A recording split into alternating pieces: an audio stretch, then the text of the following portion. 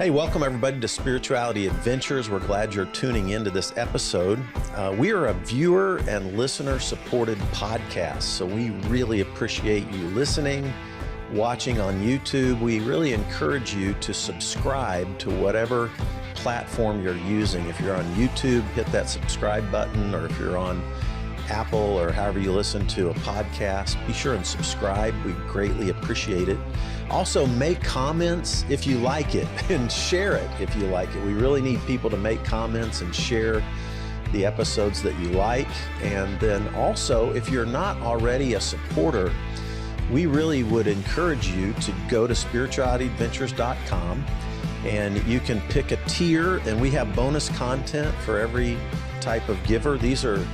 This is a nonprofit, so they're tax-deductible donations, but we do provide bonus content for those who are supporters. So be a part of the team, help support Spirituality Adventures, and we're so glad you're tuning into this episode. All right, welcome everybody to Spirituality Adventures. I am excited that you're tuning into this episode, and I must say, this episode is one that has been in my mind and heart for at least 3 years, at least. I have two, I want to call both of you dear friends. Is that okay? Yes. And it's true. Paige and I have hung out a whole lot more than Rachel and I, but Rachel and I have known each other, and Paige and I have known each other since the 1990s. And we have had quite a journey, all three of us. I would say Paige and Rachel's is far more interesting than mine, but but nonetheless, I respect both of these women greatly. I'm so honored to have you on the podcast. Thank you, Paige Sears and Rachel Boyer, for joining us today. We were all in the same church that I did a church plant, founded a church in 1990 called, we initially called it Vineyard Christian Fellowship, and then later moved it just to Vineyard Church.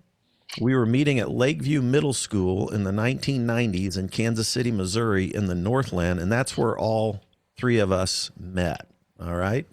So that gives just a little bit of context for where we're going, but the first thing I want to do is have Paige Sears introduce herself and give us a little bit of her origin story and how she had arrived at Vineyard Church in the 90s. Then we're going to go to Rachel and have her share her origin story and how she arrived at Vineyard Church in the 90s. Then we're going to talk about our experience at Vineyard in the 90s, and then we're going to move forward from there. All right? So thanks for tuning in. I think you're going to find this a fascinating journey. Let's start with you, Paige. Thanks for being on Spirituality Adventures, and kind of give us like about a 10-minute version of your early journey and how did you wind up at Vineyard Church in the 90s? Sure. Yeah. Thank you. Thank you, Fred, for this opportunity. I likewise have been looking forward to it for 3 years plus. My dad was, he sought to be a pastor, and was a pastor, when I was born, and, he didn't have the best people skills. So he eventually, he would leave different. I was kind of like an army brat, because my dad would kind of like army people where they have to move frequently. That's kind of the way it was, because my dad would be able to stay have one pastorship for a little while, and then he'd have to move. And then, but both of my parents were teachers, and in the 70s, and so if my dad wasn't preaching, then he was also teaching. And then there was in 1976 or 1977, I believe there was a teacher strike. And that's how my parents decided that they knew there's a teacher strike and they needed teachers. So they came here. So that's how I've been here since 1977. And that's how I came to Kansas City. My parents were very, very conservative, very evangelical. Um, and I went to a very rigid a Christian school growing up. Like it was super rich. And I'll probably just talk about that a little bit more, but um, it did provide good education for Christian schools, but especially in rote learning, like you had to learn everything, verses and things like that. But um, it was, you know, as I thought it was really good probably in elementary school, but as I went through, um, junior high and high school, um, that was in the middle of the 80s when the egg crisis was starting to come on. And um, I had so much guilt about having thoughts. I consider myself bi, but I had so much thoughts about men and that type of thing, and it was so harped on about in the 80s at my school and the church and stuff about uh, how um, gay men at that time were the cause of the AIDS epidemic. It was a retribution from God, and I just was so full of shame. I went to that Christian school, and then, believe it or not, my parents, my dad would he wanted us kids to go to Christian schools, and he would only help us out financially if we went to a Christian school. And I went to a less uh, it would be considered liberal school, more liberal school, which was Liberty University than uh, than my Christian school that I went to. So Um, Liberty University was more liberal than your school. that is correct. Yeah. For those you don't know, this is the Jerry Falwell University that was founded. So Oh, wow, goodness. yes, right. Yeah, no, no Okay. alcohol, no alcohol. No, the rooms, the dorms were, male and female. The twain shall not meet. It was Yee. it was interesting times. So I graduated there, there. Then I came back. That was in Virginia. So of the since 1977, of the four years that I spent away was in Virginia when I went to Liberty University. But when I came back, I married. I married Jody, who's the mother of my two kids that I have Hmm. Hmm. now. And anyway, um, after I had come back, I mean, I was still going to church every once in a while, but once I had Brett, who's my first kid and who also is my trans daughter now, um, she, Awesome. I was you know, as a lot of adults and parents are, they're like, okay, I have a kid now, so I want to go to, let's go to church. And so I just was looking up churches, I think in the phone book, and I just, went to the Vineyard, and so, and I liked it. It didn't seem as much like I liked the music, and I also liked how it was the churches that I had grown up, like it was expected that, you're going to dress a certain way, you're going to act a certain way, only certain types of people that kind of look and act like you, are really, others might be come in, but they're not going to be really welcomed. But I did feel like when I first came to the Vineyard, and really always when I was at the Vineyard, I felt welcomed. I guess that's really kind of where I come from. I come from a very religious background, so Mhm. Okay. so Yeah. Thank you. Thank you. Let's pause there and let's, Rachel, why don't you give us your origin story? How did you give us a little highlights of your life until you wound up at Vineyard? And by the way, it's one of the more fascinating journeys even before you landed at Vineyard that I had ever heard in my life. So, yeah. Oh, well, my spirituality adventures since the Vineyard have been pretty exciting as well. We're going to get into that. For me, anyway, for me. We're going to get into Well, that. Yeah. thank you so much, Paige, for your share. I got to know a little bit about you that I didn't know. I didn't really understand that very, very religious background that you had growing up. Wow. I can't even imagine. When I grew up, we didn't really live in a religious household, but our parents took us to church for the, social obligation kind of thing. So they took us to church. They would drop us off at church, and I never really remember anything that was taught there. We used to just see what we could get away with and have fun while we were there. Basically, we were kids, and so I didn't really have any religious background as a kid. Um, what I did have was a very tumultuous relationship with my mother. We didn't get along at all. We fought all the time.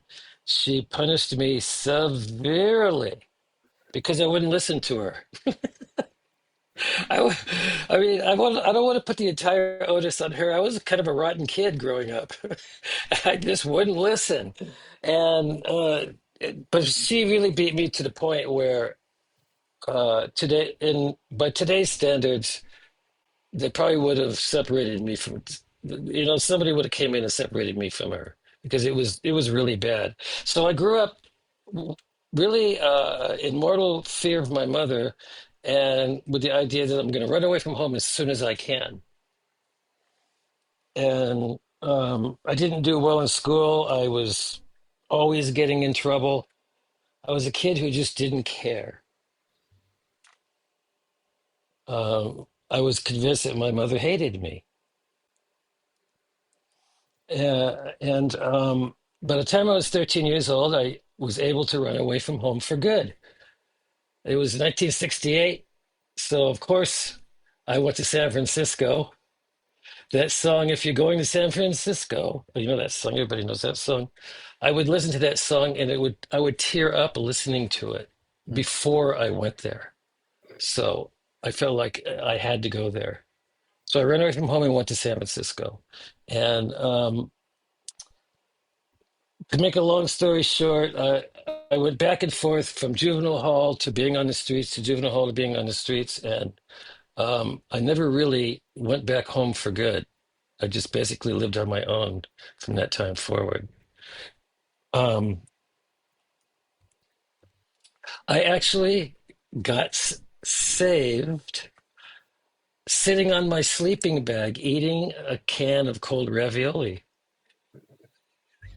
I was hitchhiking across the country. I was 17 years old, just hitchhiking around. I didn't really have anywhere to go. I didn't really have any destination. I would just hitchhike around the country just for the hell of it, just for fun, just for something to do. And so I had hitchhiked from LA to Key West, Florida, and now I was going back. I was thinking maybe I could go to Alaska. I wasn't really sure. No, I was on my way to Colorado. That's right. So I ended up in Oklahoma City. These two girls came up to me with Bibles, and they're part of the Jesus People movement. I'm sure you've heard of that, Fred. They came up to me with smiling faces and Bibles under their arms, and they just chatted up a storm with me. And they were so nice. I let them take me home with them because they had a house and they had a place for people who were, we didn't really call them homeless then. I don't know, street people. Could come and spend a night if they needed to. And that night, I gave my life to Jesus. Interesting. Yeah. And I was in this Christian commune for, I guess, the first year or so, called the Shiloh House. Very strict. commune. You worked every day. You gave 100% of your check over to the leader of the house, and everything was distributed. It was like it was like being in Christian boot camp, hardcore Christian boot camp. Mm. Mm. And so I stayed there for a while. I actually know that experience, Rachel, because Oh yeah. I got sent to what I call now a fundamental. I call it the fundamentalist Christian shithole rehab that I got sent to. Similar to that. Very similar vibe. Yeah. Yeah. And of course, I was so naive. I was 18 years old by then. I didn't know anything. I thought this was the true church of Jesus Christ. I thought these were the real Christians. Mhm. So I bought into all of it. And I became an on fire Christian. I would have my Bible and go out into the shopping center parking lots with them and preach the gospel to the poor, unsuspecting people walking out of the supermarket. Yeah, I did the same thing, man. If I talked to you for more than 3 minutes, I was going to talk about Jesus. That's for sure. Yeah. Oh Yeah. my gosh. And so that's what we believed in, of course. And so that's how we lived. And I got tired of being broke all the time, so I left the place and went home. And I ended up in this church in Redondo Beach called Bethel Tabernacle. And Bethel Tabernacle was even more hardcore than Shiloh House was. They used to preach that if you weren't praying an hour a day, you're backslid. Yeah.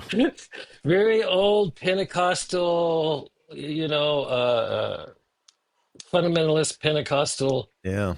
lifestyle. Mm-hmm. We burned all of our secular records and books. We had book and record burnings. Yes. This is in California. Yes. I just shared last Sunday how I couldn't bring myself to burn my good albums, so I gave them to my non-Christian friend and let him go to hell instead of me.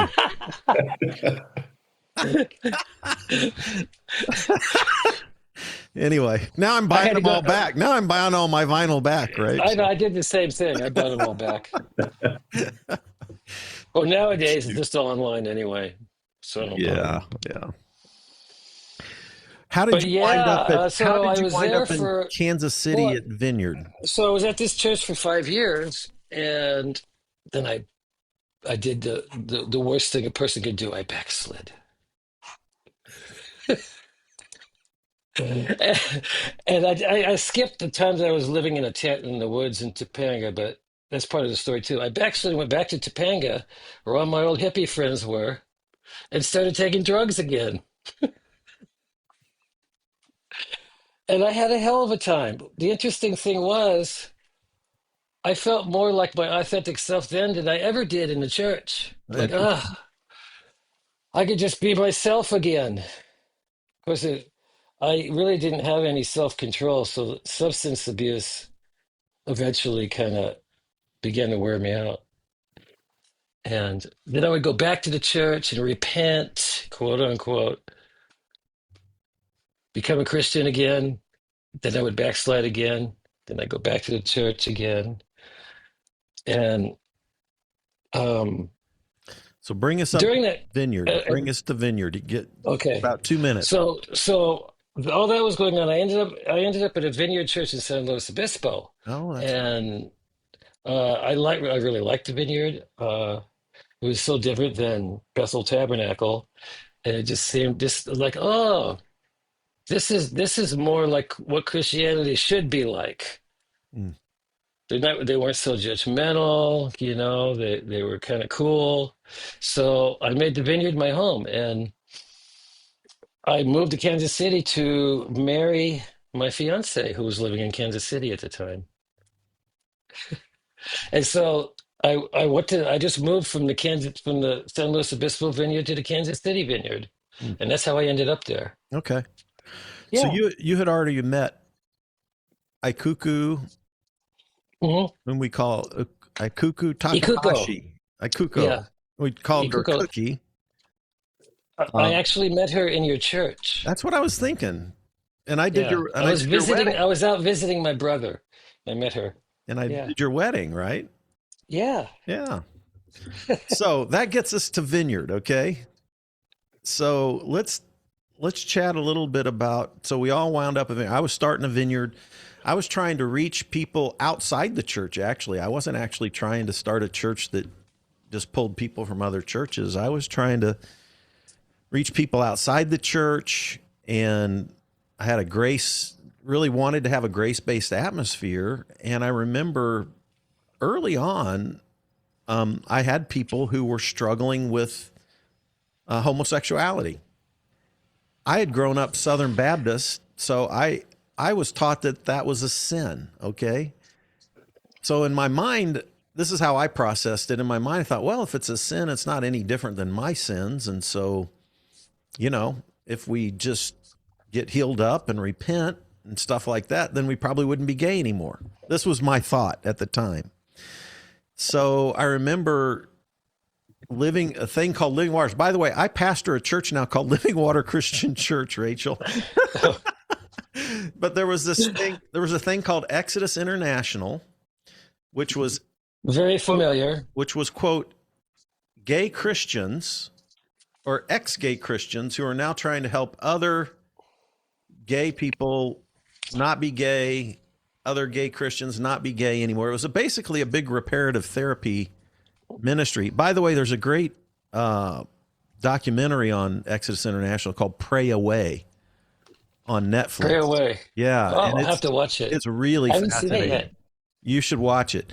But anyway, the idea was, if you got inner healed enough, then you wouldn't be gay anymore. It was a reparative therapy approach to this. I thought it was compassionate at the time. I loved anybody in my church that was struggling with that issue. And so I hooked us up with Living Water and Exodus International.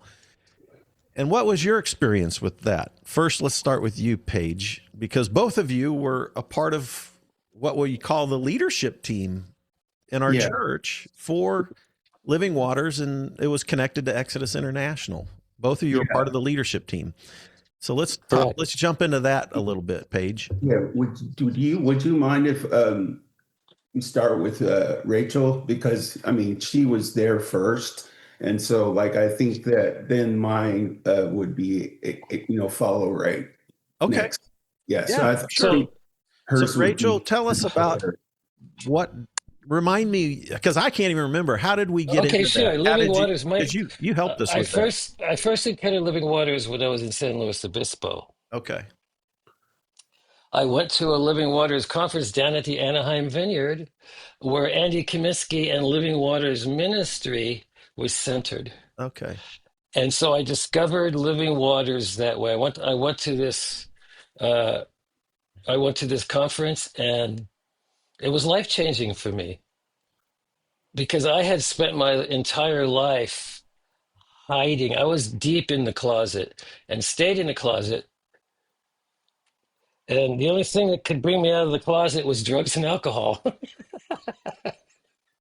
Isn't that crazy though? Because you Isn't it? suppress so much. It's like the beach ball, pushing it underwater and holding it underwater. Right. And then when you let it go, yeah. That was my pattern. Yeah. And so I went there, and I felt like, oh my gosh, there's hope for me actually changing. Because I was not happy with being trans. I was I was comfortable with it sometimes, but if I had my rathers, I'd rather not have ever been trans. And I looked at it on my life, especially as a Christian, as a curse that I have to carry it because it won't go away. Right. And so I was in resistance to it. Mm-hmm. And at Living Waters, they had a very different approach to it than what I was doing, of just understanding it and looking at the roots of my sexuality, what's really causing it. Unfortunately, what they claim to be the roots of sexual brokenness. That's what we call it because it covers all LGBTQ plus Right. people. Everything was sexually Sexual broken. brokenness, Right. anything that's not biblical heterosexual Yeah. Yeah. sexuality. Yeah. That's what, yep, for sure. Um, it just didn't work. But it took me years to find that out because, as a Christian, I thought, well, you know, I was taught that you just need to pray more, or you just need to try harder, or you haven't read your Bible enough. Maybe that's the problem. You haven't witnessed to anybody in 2 weeks, whatever. Hmm. So, I was just looking at it as it's not working because I'm doing something wrong, Hmm. and just kept trying and kept trying and kept trying and kept trying. So that was my first impression. That was my experience of Living Waters, basically. Was there anything in Living Waters' approach, Rachel, that you felt was maybe insightful, but not in the way that they wanted it to be? You know what I mean? Like, was there anything that Sure. helped you out at all, or was it all just making you feel guilty for somebody or something and hating yourself more, kind of thing? Interestingly, the Leon Payne's teaching on androgyny and masculine and feminine energy actually really helped me. You know, Interesting. so within myself, I do my best to maintain the harmony between the masculine and feminine energies in myself, Hmm. rather than one against the other, or one more than the other, or whatever the case may be. And that seems to have helped me quite a bit. And looking at certainly root causes of your behavior is always a good thing,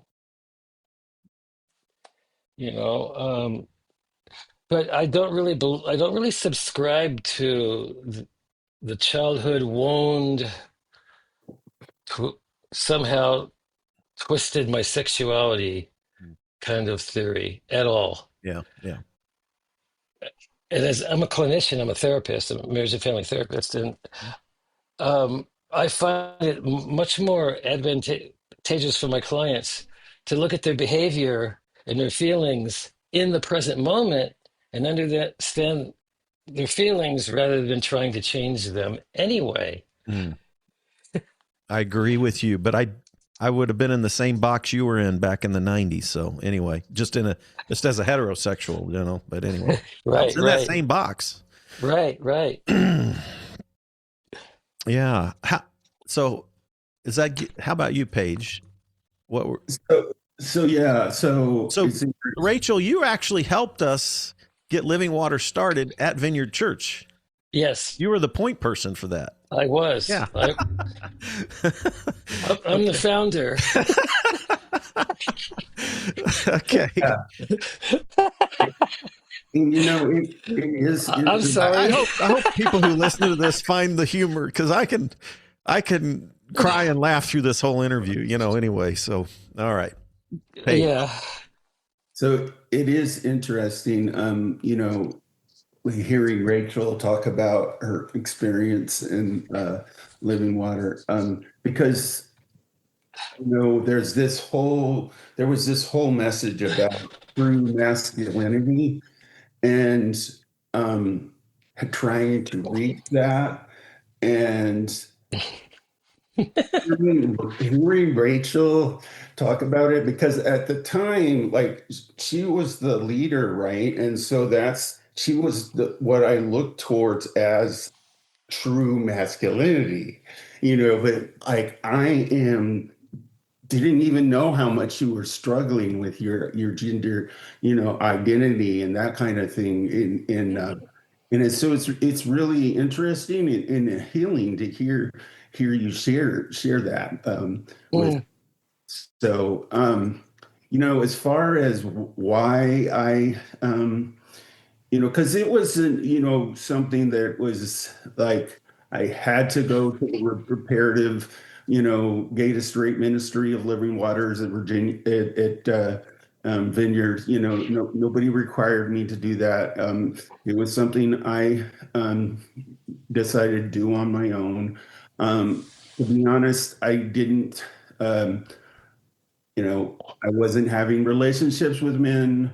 My wife knew about it from this before I even got married, that they had these desires and had encounters with men. But I still, wanted to, just like you, Rachel, there was like part of me that just thought, oh, I'm broken because I have these thoughts, or Right. Yeah. I'm broken. So There's something wrong with me. I need to be more spiritually fixed. And so that's why I joined. And I don't know, maybe this is just a kind of a segue, but I did get some value out of living water. And I talked to Rachel a couple of days ago just to kind of prepare for this um, meeting and catch up a little bit. But I told her that I felt like, as far as like where my deconstruction kind of started, I think it started in living water to some degree. And because and here's the things that really helped was like there was a real big emphasis on um, listening to God's presence and hearing his voice, which was not really anything that I had ever really heard before. Um, Hmm. it, Hmm. it was because the way it was presented in Living Waters, it was very a mindfulness approach. It was very like being silent, not doing, but just being and just listening Right. to God's voice. And so that was one point that was, kind of started it, because like Rachel, I'm a therapist. I'm a social work therapist, and Yeah. it's just so weird how our paths are so I know. similar. It's Um, wild. and but yeah, so I'm kind of having a kind of going off rails and not remembering what I said. Sorry. Um, but yeah, so that's why it was there. The other thing was that it had a really big emphasis on just um, well, the first thing with Vineyard and with Living Waters was being able to be in small groups and to be able to share like with others about yourself and be vulnerable. That was pretty amazing to me. I had never been in places in that where you could be in groups and you could share and be vulnerable, and that was super um, that was super helpful. And what else? There's something else that I really liked about it that I felt like it was very helpful to my deconstruction, but maybe I will remember that when we start talking about that. So Okay. So there were both of you could point out a couple of things that were positive, Hmm. but I think the underlying thing for like for me as a pastor, so I continue even after Living Waters, we still kept doing we shifted more to Oaks of Righteousness kind of paradigm, which I think Rachel, you might have remember when Gary Heath, were you there when Gary Heath came on board? Okay. Yes. And we kind of started moving in from Living Waters, we started doing more Oaks of Righteousness stuff. But the the idea that I I'm had jealous. No, I'm kidding. for the first, I would say through the 90s into the early 2000s for me, the idea was that, hey, if people just get inner healed enough, they won't be gay anymore. That's literally what was underlying this approach. And I think that's true with all of Exodus International and every sub program under Exodus International, including the Living Water program that was developed, that Hmm. it was a reparative therapy ministry. Would you both agree with that? Oh yeah. Absolutely. Yeah. The thing I watched after 10 years of watching people that I loved, like both of you, watching people that I loved go through this, I watched two dynamics for almost everybody. One is they were, even after 10 years of therapy and prayer and listening to and doing they were maybe 1% less gay or whatever you want to call it. And not only that, they hated themselves worse because they thought it created a self-hatred. Intensely. Yes. And At least for me. when I saw that playing out with people that I loved, that's what started the shift internally for me as a pastor to start trying to rethink my theology around the whole LGBTQ plus thing. That's what led me, watching people like you, people that I loved, go through what you went through, was a part of what had caused me to deconstruct and shift. Now, my deconstruction is, I don't even want to focus on that. I've talked about it too much, but anyway, so let's talk about deconstruction. What didn't work? Because Rachel, you went on to, you left Vineyard, moved back to Topanga Canyon, right? And pastored a church and started a therapy thing. Paige, I think, I can't remember, you left Vineyard at some point. Let's talk about your deconstruction, or you can put a different label to it if you want to, but how did you begin to rethink all of this in light of your experience with Living Water? I guess that's where I want to go next. Well, I was really hurting after because I had thought one of the things about Living Water was, listening to the voice of God and that type of thing. And one thing I was sure of is that, that God had told me that me and Jody were going to be part of, starting, gay to straight ministry. And I was going to be we're going to be the next, cuckoo and yes. And we're going to change the world. change the world, and that didn't happen. We got a divorce. And I think largely at the time, I was pretty judgmental towards Jody, but I think she sniffed out before like I did that how this was not going to work. She just knew it wasn't going to work for me. And that's when I just had a lot of doubts. I still, though, went to the Vineyard, and I still had, like, even when Oaks of Righteousness were around, I was hoping, and I was involved in all the different iterations that you guys had of your inner healing, like Celebrate Recovery and that kind of thing. And eventually, I would say that I was trying so hard to push down, like get sexually whole, that my balloon or my ball just bursted.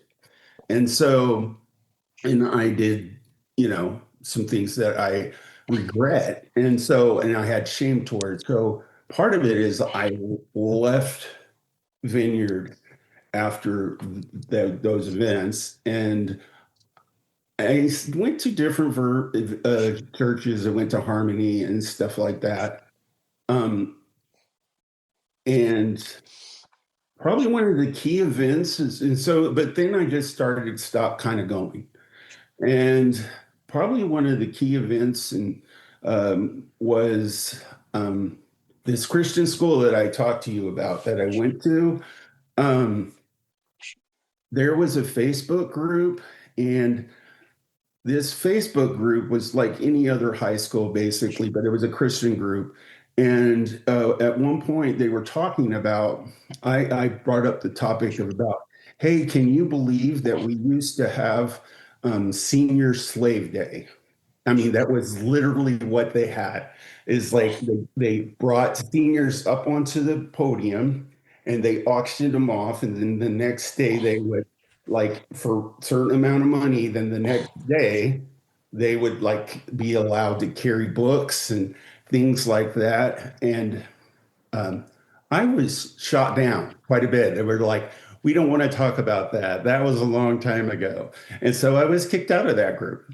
And so what I did is I started my own group because there was a whole lot of people from my that the school that still wanted to that actually were experiencing spiritual abuse or tri-city abuse or whatever you want to call it. And so Mhm.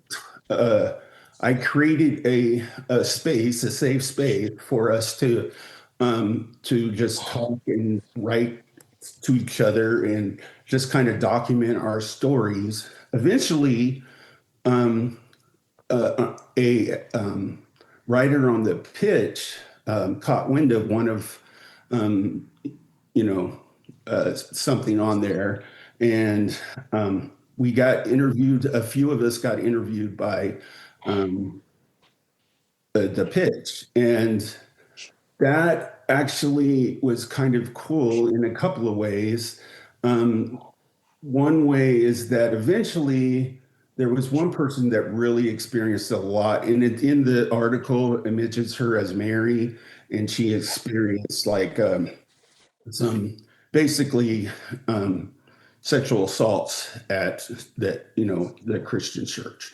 And eventually, because of this, because we had this interview, I met with the church that the girl met with the church that was existing as it was. I mean, it went through several different scandals and it was barely surviving, but they eventually kind of did a little bit of repairing reparations for her by providing her money to get counseling.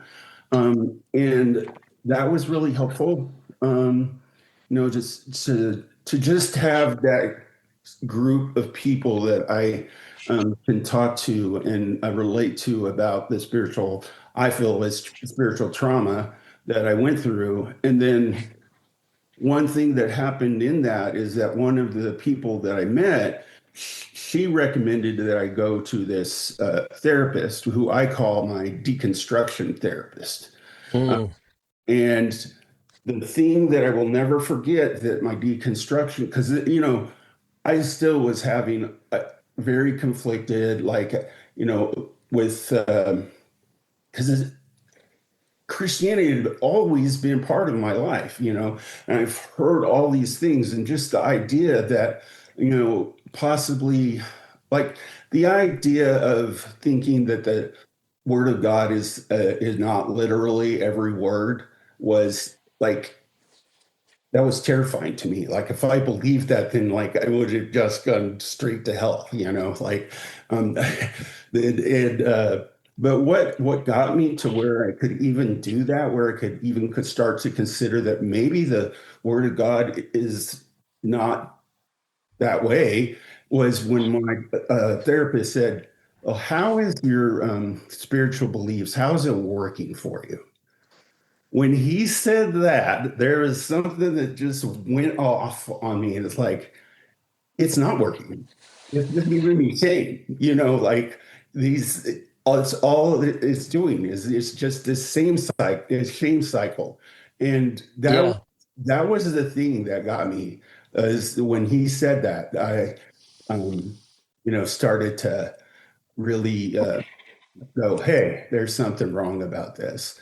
And so, yeah. What year was that you started seeing the deconstruction therapist?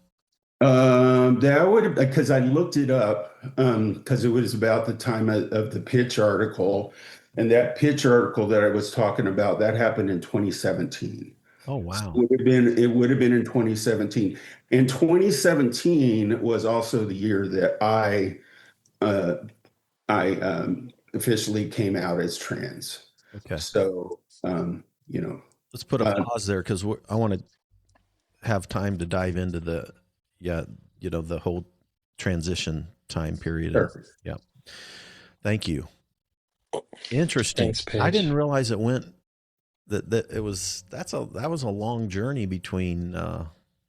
Yeah, interesting. Okay, great. Yeah. Yeah, 2017. Wow. So Rachel, how about you? So you went from you got married, moved, left Kansas City, went to Topanga Canyon, pastored a church. You were Right. also doing some therapy then with people. Hmm. And what happened with you to cause you to begin to deconstruct or whatever, however you want to phrase that, and begin to question some of these things? Well, it was how it happened was kind of dramatic, but my continued pattern of, I'd be fine for 6 months or 8 months or a year, and then I would go out and have a terrible relapse, and I would act out and have sex with men, and then I'd come back with with other shame about how could I do that? What's wrong with me? Oh my gosh, you know. But while I was doing it, I really enjoyed it. And Isn't that amazing how I, sex was I easier to would come out, do all these things, and then I would just go dive right back into the closet again. Mm. And my Christian persona would come out. I had this Christian persona that I probably genuinely thought was me, but it wasn't. Yeah. Yeah. And just being good. And um, it didn't seem to ever get any better. And it seemed like the longer I was a Christian and the longer I was practicing as a Christian, uh, the more intense my feelings of being a woman and wanting to do things that women do came up. And the more and more and more I realized that my emotional needs were more in alignment with a woman's emotional needs than anybody else's, than men's. And I found an identification with women that made me feel kind of normal. And it's the only time I ever felt that way. Mm. But I would still hide it. And on one of my drug binges, I was pastoring a church in Topanga, was doing a kind of like semi-private practice Mm-hmm. as a therapist. Yep. And some along the way, I ended up becoming dependent on painkillers. And my painkiller addiction kind of eventually evolved into heroin. So that so here I was with this pretty nasty heroin addiction. I was using it every day, sometimes 2, 3 times a day. It just sort of crept up on me. Mm. And I was pastoring this church. I would drive to the church and I would stop off somewhere in a secluded place, smoke a little heroin before I arrived. That way I would, be energetic and up when I preached the sermon. And this went on for about, I don't know, 6 or 8 months, but it was just progressively getting worse. And I finally said, "This is it. I can't do this anymore." And resigned from the church, went into rehab, and then went right back to being in the closet again. Mm. Went What back with year? my Give us a wife, year. A worked year things stamp. out with my wife. What's that? Give me a year stamp right here. What year was this when you came out Oh, of this was rehab like again? 2011, I think. Okay. Okay. Yeah. 2011, 2012, Yeah. something like that. Mm-hmm. And I got out of the ministry, got a job. We moved to Redding, California. I thought, well, maybe living in Redding, Oh. that'll heal me. So I was still in that Yeah. phase of, I'm going to get better It's eventually. a Bethel Temple land, folks. Yeah. Anyway. Yes, Bethel. Mm-hmm. Lived there for a year, had a really intense relapse. And during the relapse, I realized if you don't be, I had an epiphany. Uh, And I realized that if it was like a vision, I realized that if I just turned around and faced everything that I was running away from, my life would become beautiful, Mm, just like that. mm, And in that moment, I knew what that meant. That I had to come out, I had to be honest, I had to be authentic with myself and others. Otherwise, I'm going to die. mm, mm. And I came out on that day, Wow. and I've never looked back. And this was 2011 or 12, Yeah, and came out. 2012, 2013, maybe. It's hard to remember. Was it and came out as trans at that point? Yes, That okay? yes. Yeah. Huh. It was really, really, really hard. The hardest thing I've ever done in my life was tell Ikuko what my choice was. Yeah. Yeah. How did you don't have to share, but what was her response? Kindness? What was it? It was, but she was heartbroken at the same time, Yeah. of Yeah. course. Yeah. Well, And then she didn't really believe me it's because like no, I know it's you. like You another know, phase. You're just going through another phase. that's not really you. Yeah. Interesting. But we're good friends now. Good. Good. Yeah, Please tell her I said hello. I will. I will. She'll be thrilled. Yeah. Yeah. You can tell her I said hello too. I will indeed. Yeah. Yeah. For sure. And So so from that moment forward, everything was different in my life. Everything. interesting. So what how do when you think help, because obviously right now we're in a setting in culture in America where I actually thought we were making some progress with LGBTQ plus. I think actually I know this for a fact. There's more churches now that are open and affirming with the LGBTQ plus community probably than ever in the history of America, for sure. But the politics right now, it seems like trans people have become like now the new target, right, for hatred and Yep. all kinds of bad shit, you know. So, um, for I know lots of friends who have a gay friend, but I don't know a ton of people who have trans friends.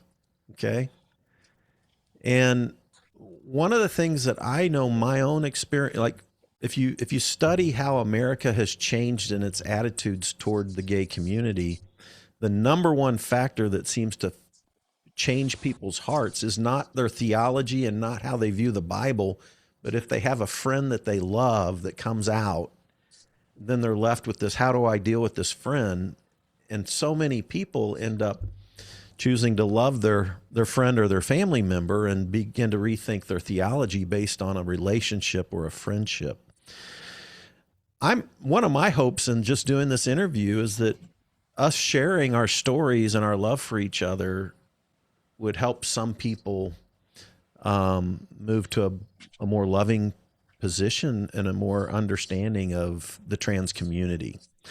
So I'm curious, when you talk to people about the trans experience, has there been anything that you've noticed that helps people understand that experience? Like us cisgendered, straight, heterosexual folks, how in the world can we understand the trans experience? And have you found anything that helps people? Because you're both working social work, you're beautiful people who care about people's genuine thriving in the world. You want to see people thrive, and you love people, and you care for people, and your work is around that. What are some things that you found that help people understand the trans experience? I'm curious if you have anything. I would like to start off by answering that question. Sure. So, when people start talking about like, okay, there's um, a lot of stuff going on with the trans, and it's really hard for the trans community. One of the things I like to focus on is I love being trans. Like I love it. Like it has been, I am so less depressed now. It has opened up. I feel like I am who I was meant to be. And I feel like Rachel was saying, like I have always felt like emotionally, and mentally, I was basically a woman trapped inside a man's body. But what some of the things that are super cool is just the relationships that I can have both with men and women. Like I can have relationships now with women that I couldn't have really with men. I mean, with them before I was presenting because I kind of like I have an in, or I kind of experienced to just, not quite the same as a cisgender woman, but we have very similar things in common as far as the fear of men, or just a lot of different interests that we have. And um, that is something I cherish. Like, I do not want anyone ever to take that away from me. So, regardless of how bad it gets with, where it is right now with our political system, I love it. And I do think also um, that people, well, they I think what you had just said is that I think that our relationship has probably changed how you view trans people, and I know that it has impacted a few of my other really close friends that I have now that they didn't have any trans friends, but they do now, and so they view the whole community different because it's hard to hate the trans community when you know somebody. Exactly. Yeah, Rachel, Paige and I have done several groups together in mindful meditation or Hmm. religious trauma deconstruction groups, that kind of thing. Hmm. And Hmm. it's been one of my things has been I love people to meet Paige and really get to know her. And Yeah, awesome. I find that it changes people at a deep level.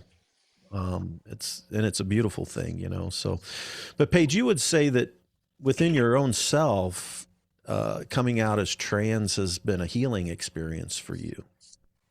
Is that Yes. would that Yeah. be Yes, is that very, an very. accurate? I mean, Yes. that launched you into a truly healing journey, way more so than your struggle against that identity. Yes, Is that definitely. correct? Am I Yeah. saying Yeah. okay? I mean,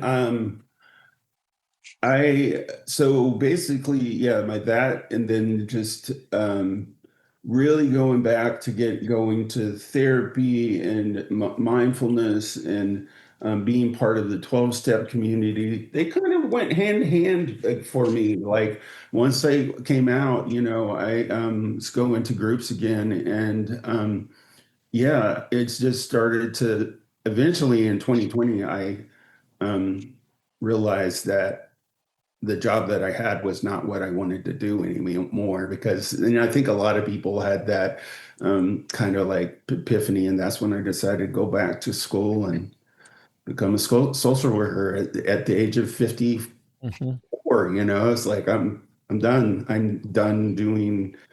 You know, I want to really put my life towards helping people with in as a therapist. So Hmm. Awesome. I don't know if that answers your question, Yeah, Fred. I think what you know, it's such a crazy thing, but the white evangelical crowd obviously is where a lot of the intense hatred comes from, and so yeah, so I was looking for things that you've watched that you've noticed maybe that has helped people change in terms of their viewpoints toward like to become more loving toward the trans community. That's I was just kind of curious what insights you might have. And it's largely just getting to know you, probably, right? Yeah, I think Yeah. that's it. That's I all mean, it is. It's just get another loving to human know being. you. Yeah. Right. And caring enough to listen to your story, to listen to what you've been through, to listen to your trauma, and then to help understand that you've gone through a massively healing process to be at peace with yourself. Right, right. And I think that's probably it, is that I am at peace with myself. And so that I can, like when I interact with others, there's just most of the time now I've been diagnosed with depression and that type of thing, but most of the time I am 100% like excited and it will greet people and just, make people feel, welcomed and that type of thing. And that's just I think that being like the core, being happy and content with who I am, I think that probably does more than convince, like other people to see, like, oh wow, this really has changed, Paige. I think that, my um the mother of my children, Jody, she sees it as a total positive. She's one of my biggest supporters, and of course, she also is very supportive of her trans daughter too. So, you know, yeah. Mm. Thank you, Paige. Appreciate that. How about you, Rachel? Well, it's something very similar, excuse me, with me than what Paige described. I'm not really out to change anybody's mind. I'm not really out to change anybody's opinions or change their politics or change their religion. I'm not out to change anybody, period. And at the same time, I don't feel a need to have to justify my existence to anybody for any reason. And if they don't like it, they can go to hell. That's kind of how I feel. Yeah. And I really don't, the only time I ever really think about, like, I see myself as a human being, a person, and I'm just being myself. I'm not doing anything but being myself. I'm not trying to do anything. I'm not trying to impress anybody. I'm not trying to pass as female to anybody. I don't really care what you think about me. What I do care about is how I show up for you. Mm. And being a decent human being, being a loving person, being authentic Mm. to me is more important than anything else. Mm. Being who I am to myself and being comfortable being me. And it's kind of like the mindfulness practice of practicing unconditional acceptance toward ourselves. Yes. Yes. And that practice, I'm still a beginner at it. But it deepens and deepens and deepens in time. Mm. And the more I do that, the more people like me. Mm. The fact that I'm trans is something that rarely ever comes up in conversation. Maybe it's because I'm in California, I don't know. But sometimes I'll tell somebody I'm trans and they'll look at me surprised, like, what? I had no idea. I said, okay, well, fine then. And we just kind of go on. Right. And so I don't really have any uncomfortable conversations with people, or if somebody doesn't like me because I'm trans, maybe I just don't notice it. I don't know. Mm. But it's just not an issue to me. I believe that me being my authentic self, being who I really am, will change people's hearts and minds about trans people. Mm. Mm. Because not only am I amazing, I'm more spiritually aware than you are. Can be for So sure. with some people, Yeah, for sure. I mean, I believe that I'm a fairly self-aware, conscious person. Mm-hmm. Mm-hmm. And to me, that's what matters Mm-hmm. more than anything else. Yeah.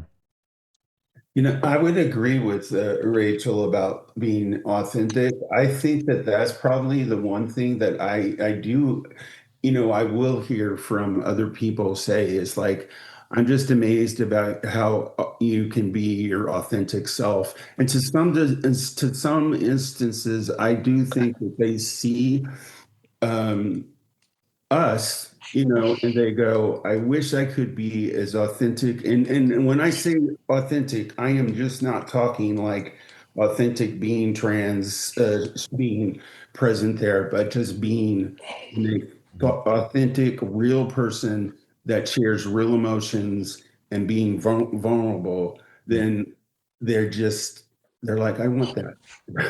I Yeah. kind of think Right, exactly. that's pretty cool. Yeah. So. Right. Yeah. Yeah. Well, people, you talked about a persona, Rachel, and I had a persona, right? I had a stage mask that I wore. And even as a cisgendered heterosexual person, I grew up in that purity culture thing where I thought every sexual thought I had was a sin. Well, I felt guilty all the time. I can relate. And and then Oh, anyway, I'm so glad that you brought that up because that was the other thing too. When people yeah, realize that my experiences in life are universal, they're not really that much different than anybody else's. They're the same, actually. My experiences in life, what I go through, is the same as everybody else's. Doesn't matter what your gender orientation is. See that's powerful. When people see that, yeah, it changes their mind. yeah. Yeah. I mean, Anyway, just what I I'm said. on a bit of a crusade to point out that purity culture that basically shames you and guilts you for being human hurts the heterosexual community just as much as it does the gay community. Right, It's harmful to humans because it's dehumanizing to make something that's so fundamental to the human existence sinful. right, It's like we in mindful meditation. One of the things that you come to realize is that your amygdala. I'm just sharing with the choir now, but your amygdala has a negativity bias. It's the fight, flight, freeze part of your brain, that more ancient reptilian part of your brain, and it's trying to keep you safe. So when something happens in your life that can potentially harm you, trauma type stuff, your amygdala holds that at a deep, deep level, right? And that's where trauma is stored. This is where the source of PTSD comes from, is the amygdala. And then anything that happens, like I have a friend there was an army guy in Afghanistan, and there was a bomb hidden in a cardboard box. It blew up, wounded some of his buddies, wounded him. He can drive by a cardboard box today, and that can trigger that amygdala, that trauma experience, and he thinks he's going to get hurt just if he sees a cardboard box. You know what I'm saying? So, so we have that negativity bias, like, negativity can stick like Velcro. Positivity can slide off like Teflon. That's a Rick Hansen quote, who's a psychologist, neuroscientist that I came across in my Buddhist center. And so, but then the church throws on top of that you're a dirty, rotten sinner at your very core, which I don't teach that. I teach that we're all beautiful beings in the image of God, full of dignity and worth and all that kind of stuff. I think that's the original blessing. But if you throw on top of the negativity bias that you're a dirty, rotten sinner, then your whole internal mechanism has this huge inner critic. And I realized just because I thought every sexual thought that I ever had was sinful, I had a huge inner critic as a cisgendered heterosexual person who was basically hating myself for having sexual thoughts, And what's fascinating is when I got on Xanax and alcohol, Rachel, which was late in my 50s, I was Oh, I was insomniac all those years you knew me. I wasn't sleeping well, and I didn't have a very healthy marriage. And then I did Xanax and alcohol for sleep for 2.5 years.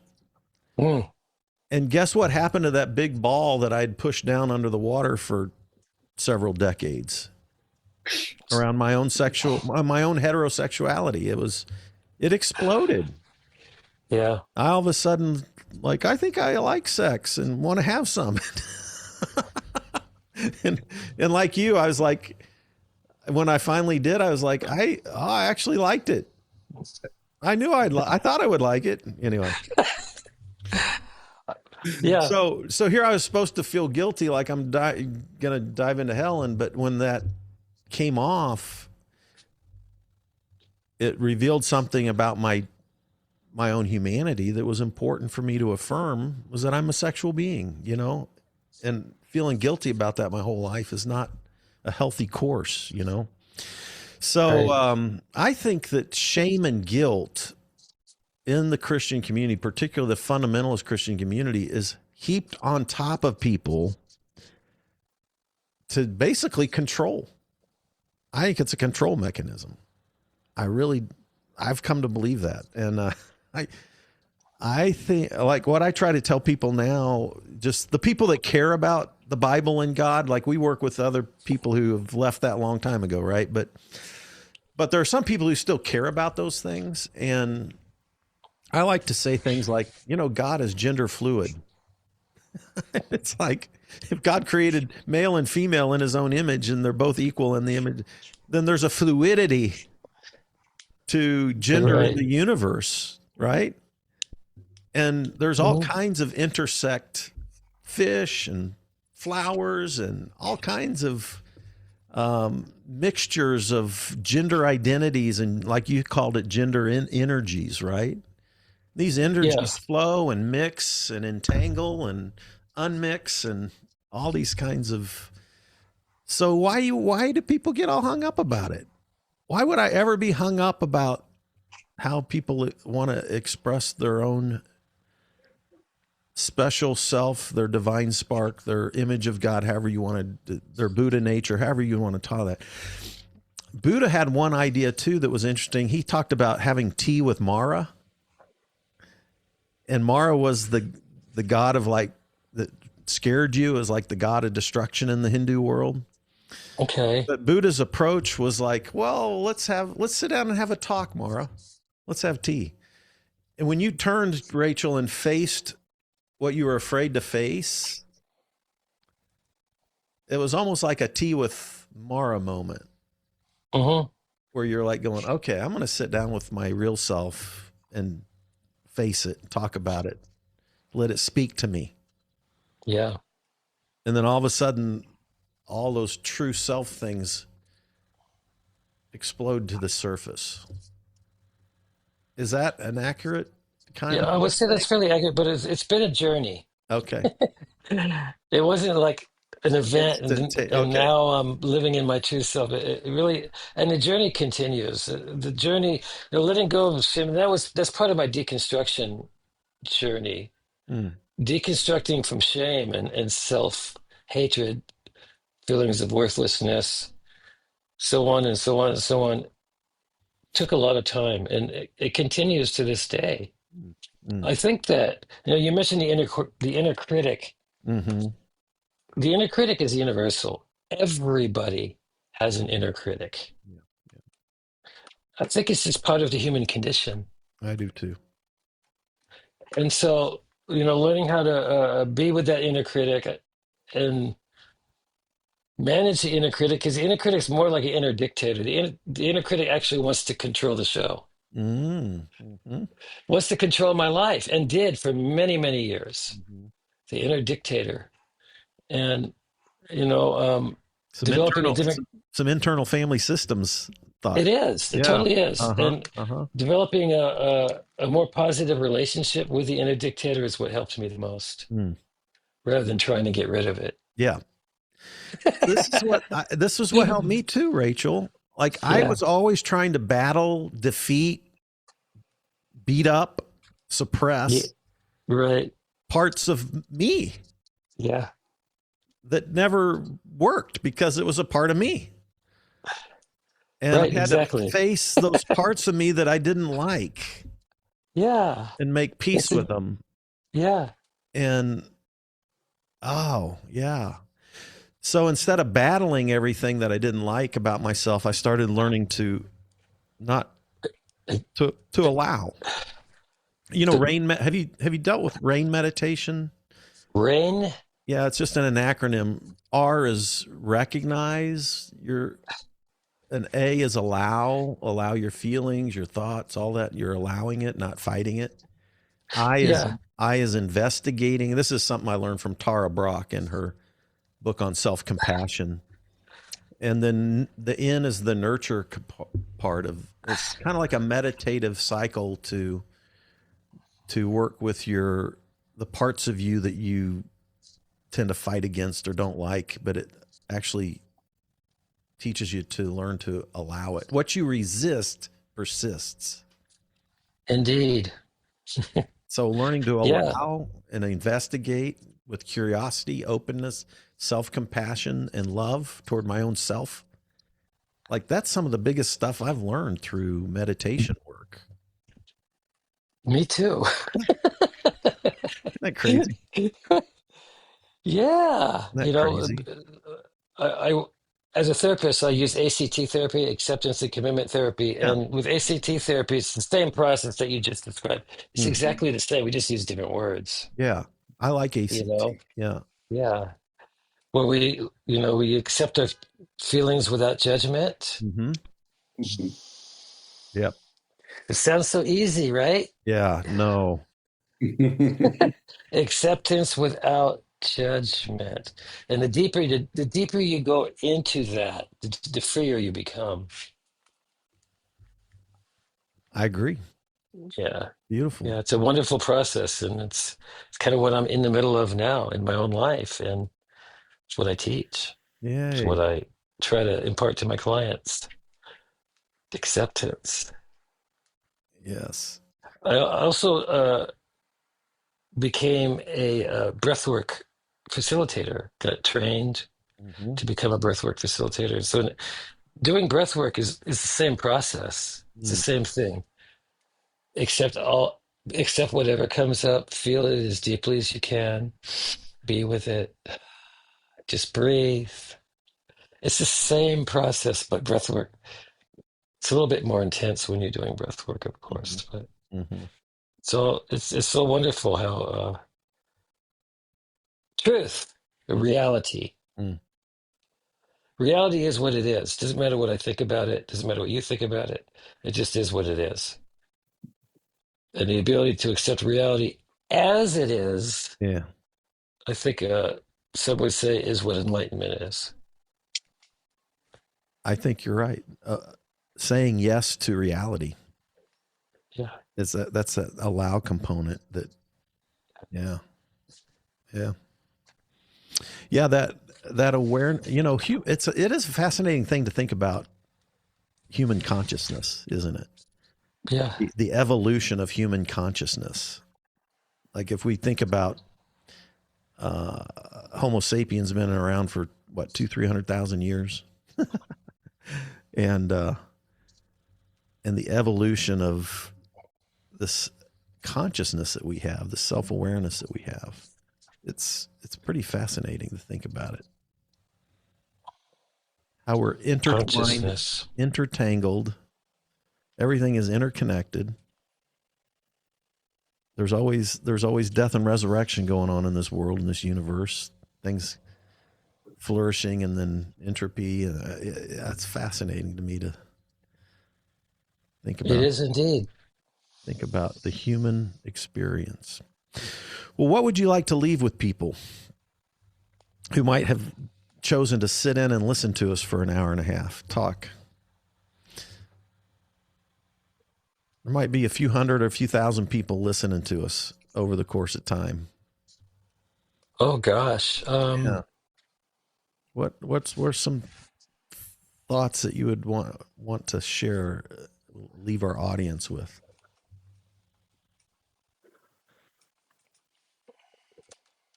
Mhm.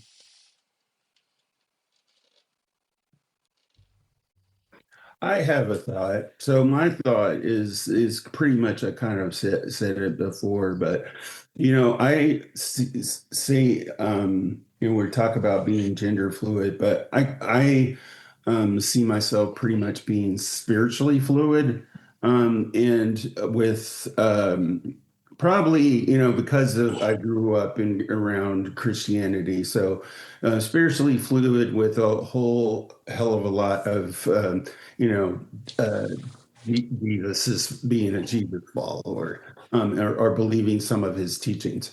And but where I see God the most that shows up, or the divine, or whatever you want to call it, or the miraculous, is when like right now, like we're sharing things about our past, and we're being real, and we're being open, and anytime I'm around a group or I'm around a person and I am being myself authentically, and sharing like my pains and listening to their pains, that is magical to me, you know. And Yeah, so that's really all think I have. But that's to me what I strive for. And I just don't see it in just relationships either. Fred, I just love going to the zoo. So like I think you can see that magic in just how animals do different things every day. The reason I love going to the zoo is that you go to see hippo one day, and then the next day the hippo is doing something totally different, and I just think that is being able to see the beauty in some of the world that's around us and stuff, um, is what I love, and what brings me hope, you know so. Mm, I I love that. Rachel, you might not have heard me share this, but in my darkest, when I went through what I went through, resigned from the church and plunged into this dark, dark place, I felt like an atheist, questioned everything I'd ever believed, and honestly had passive suicide ideation. It was a dark, dark. This would be in 2009, most of 2019 for me would have been Mm. that experience. And I was so ashamed. I'd been on the front page of the Kansas City Star as a alcoholic, addict, and an adulterer. That my whole life got summed Good up in job, Freddie. yeah, got summed up in the I call it the AAA now, right? Oh Uh, my gosh. yeah, and You have to send me, is there a photo of you too? oh yeah, I was above Donald Trump. Yeah, there's a 2-page article on the front page of the Kansas City Star, Wow. and I just wanted to die, and I hated myself. I hated that I'd failed. I hated, and then Yeah. I got into AA, and the only place I felt whatever you'd want to call it, the spirit or God's presence or anything, was what Paige just described. We would sit in these circles. It'd be men, women, black, white, gay, straight, rich, poor, but we would just get real and vulnerable about all of our shit, right? Hmm. And that's when I felt the spirit moving. That's what kept me believing in something bigger than myself. And that's where I still find such a presence of God's spirit, or whatever you want to call that energy, is in the beauty of vulnerability with human beings who love each other and care for each other. So Rachel, what would you want to share? Well, it's kind of amazing, like people getting real with one another and you feel the presence of God. That's interesting. That, yeah, right. What is it? We could theologize about that, right? Well, no, just Or just to experience it. see it for what it is. Yeah. Reality, when we're connected to reality, reality is God in my mind, in my current understanding. Mm. When I connect with because God is in everything and everybody. Yes. So whenever I'm able to get outside of my head and connect with actual reality, it's awesome. Mm. Not that all my experiences are awesome, but uh, what I want to leave with people is there's nothing wrong with me, and there's nothing wrong with you. Mm. So that means that today you can relax and enjoy your day. If you're really struggling with that idea of just relaxing and enjoying your day, I would recommend that you connect with some friends Mm.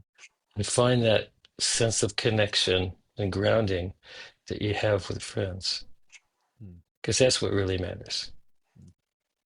That's all. That's good. That's really great.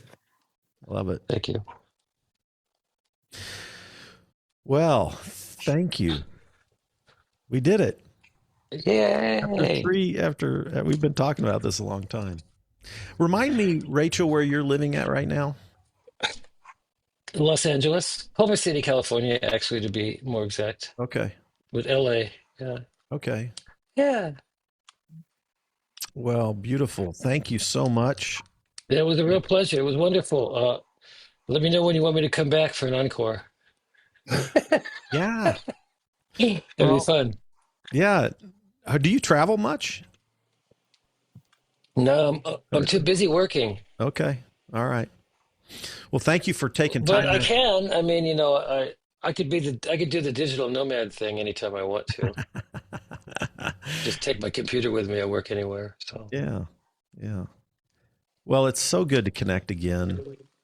And I thank you for sharing. Thank you for doing this. Thank you for sharing your own journeys and yourself. And I don't want to close, but we need to yeah, wrap it I down. have to pee. So Thanks for taking time out of your schedule. oh, thank you. It Well, was really wonderful. It really was. thank you. Let me know. Send me the I'll send you a the link link when it to comes hear the out. podcast. Yeah, Yeah. fantastic.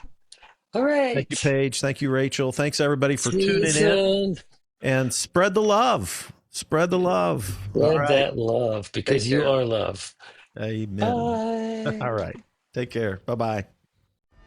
Hey, you made it to the end. Thanks for listening all the way through on this episode. By the way, if you're not already a supporter, go to spiritualityadventures.com, sign up for one of our monthly supports, and you will receive our bonus content. You'll receive lots of interesting information about our guests. Many of our musicians will do special bonus songs and record a song. So I want to encourage you to do that. Thanks for listening. Thanks for watching.